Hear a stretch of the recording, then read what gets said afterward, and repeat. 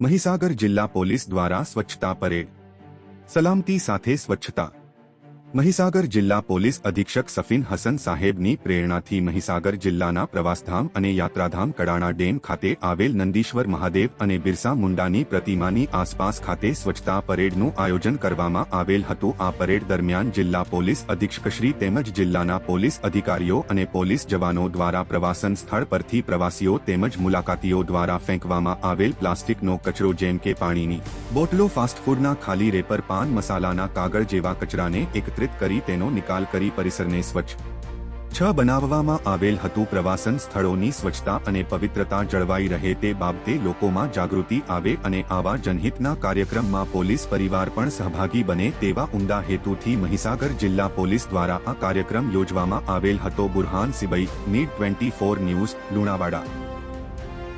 પૂરા સમાચાર જોવા માટે નીડ 24 ન્યૂઝને સબસ્ક્રાઇબ કરો।